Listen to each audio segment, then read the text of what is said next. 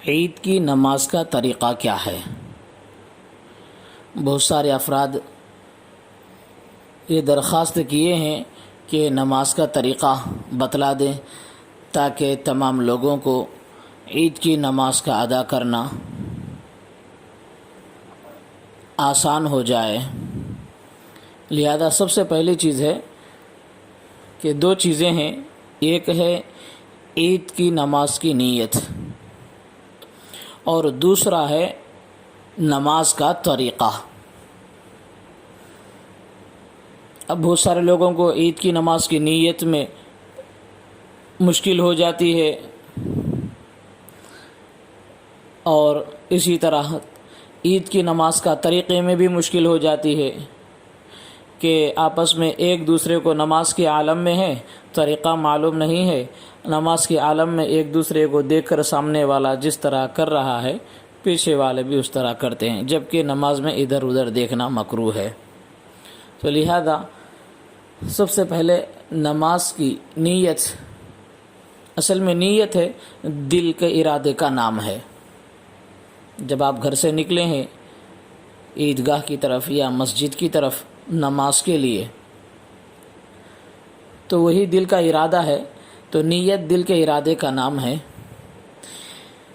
لیکن اکثر لوگوں کو تسلی نہیں ہوتی ہے، اطمینان اور سکون نہیں ملتا کہ زبان سے وہ الفاظ ادا کر لیں تو پھر انسان کو تسلی ہو جاتی ہے۔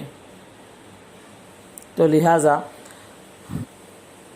عید کی نماز کے لیے یہ نیت کر لیں کہ میں امام صاحب کے پیچھے عید کی نماز پڑھتا ہوں، بس اس میں ساری چیزیں آ گئی ہیں۔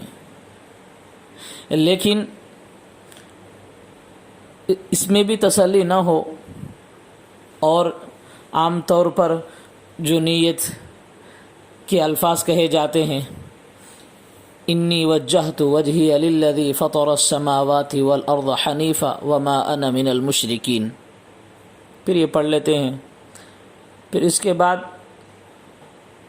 یہ الفاظ کہیں، میں عید الاضحیٰ کی 2 رکعت واجب نماز 6 زائد تکبیروں کے ساتھ پڑھتا ہوں، واسطے اللہ کے رخ میرا کعبہ شریف تابع امام کے۔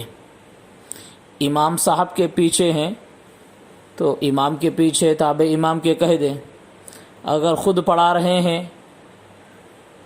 تو پھر تابع قرآن کے کہہ دیں۔ تو لہٰذا یہ طریقے سے نیت کرنے میں آپ کی نیت مکمل ہو گئی ہے۔ اب اس کے بعد امام صاحب اللہ اکبر کہہ کر رکعت باندھے تو اس کے بعد آپ رکعت باندھیں۔ تو امام صاحب سے پہلے کوئی عمل نہیں کرنا، پہلے امام صاحب کا عمل مقدم ہوگا، پھر مقتدیوں کا عمل آخر میں ہوگا، مؤخر ہوگا۔ پھر امام صاحب اللہ اکبر کہہ کر ثنا پڑھیں گے، آپ لوگ بھی جو ہے ثنا پڑھ لیں پیچھے آہستہ سے۔ پھر امام صاحب دونوں ہاتھ اٹھا کر اللہ اکبر کہہ کر ہاتھ نیچے چھوڑ دیں گے۔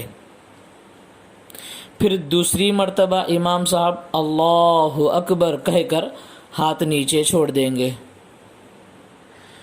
پھر تیسری مرتبہ امام صاحب اللہ اکبر کہہ کر رکعت باندھ لیں گے۔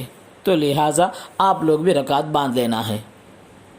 سورہ فاتحہ پڑھیں گے، پھر اس کے بعد ضم سورہ یعنی قرآن مجید کی کوئی بھی سورت، بڑی 1 آیت یا چھوٹی 3 آیتیں امام صاحب پڑھیں گے، پھر اس کے بعد رکوع سجدہ ہوگا، پھر دوسری رکعت کے لیے کھڑے ہوں گے، پھر سورہ فاتحہ پڑھیں گے امام صاحب، پھر ضم سورہ کوئی سورہ پڑھیں گے۔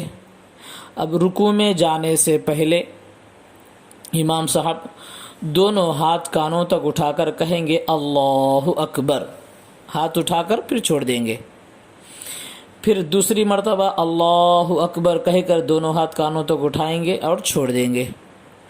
پھر تیسری مرتبہ دونوں ہاتھ کانوں تک اٹھائیں گے اللہ اکبر کہہ کر پھر چھوڑ دیں گے، اور چوتھی مرتبہ دونوں ہاتھ اٹھائے بغیر اللہ اکبر کہہ کر رکوع کر لینا چاہیے۔